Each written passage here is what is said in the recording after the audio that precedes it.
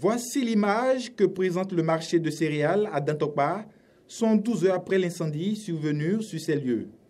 112 heures déjà, mais la douleur est restée intacte dans le cœur des victimes de cet incendie qui a ravagé des tonnes de céréales, de grosses quantités de pâtes alimentaires et autres. Dame Rosine en est une victime. Aujourd'hui, elle a dû se mettre aux côtés de sa sœur, à qui la Providence a épargné. On était à la maison vers 3 heures du matin quand on nous a appelés pour dire qu'il y a incendie. Avant qu'on ne vienne, tout est déjà parti en fumée. C'est ma boutique qui est là-bas. Ici, je suis dans celle de ma sœur. Toutes mes affaires sont parties en fumée. C'est seulement le vendredi qu'on a eu de nouvelles marchandises. Sur les 105 sacs de maïs, j'ai pu récupérer au moins 35. L'étendue du drame est immense.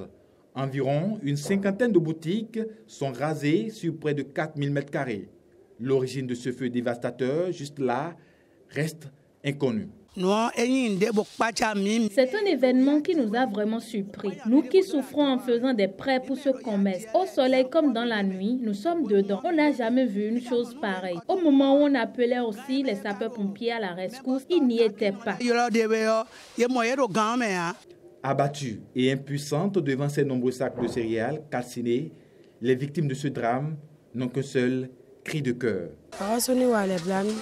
Que l'État ait pitié et nous aide, sinon nous risquons de mourir. Nous ne dormons plus. Ils n'ont qu'à nous reconstruire nos boutiques. On ne peut pas rester à la maison. Si on reste à la maison, on aura trop de soucis. Ça